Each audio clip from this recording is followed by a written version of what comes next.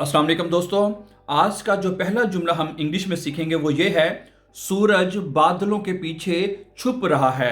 The sun is hiding behind the clouds. The sun is hiding behind the clouds. अगला जुमला है, वो बहुत मासूम है। She is very innocent. ठीक है, अगर लड़का है तो आप कहेंगे ही इज वेरी इनोसेंट। ठीक है, वो बहुत मासूम है। अगला जुमला है, वो बहुत नादान है।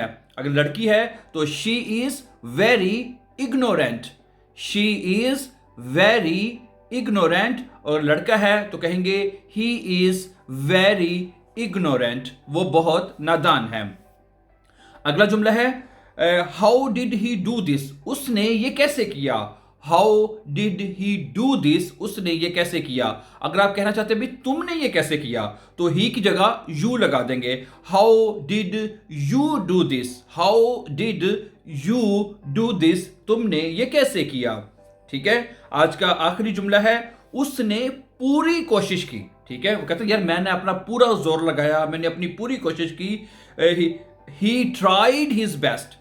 ही ट्राइड हिज बेस्ट, उसने अपनी पूरी कोशिश की। अगर आप कहते हैं अपने बारे में मैंने अपनी पूरी कोशिश की, तो ही की जगह आप लगा देंगे आई। साथ आपको लिखा दोनों नजर आ रहे हैं, आई ट्राइड माई बेस्ट। ठीक है, तो माई वहां पे आ जाएगा।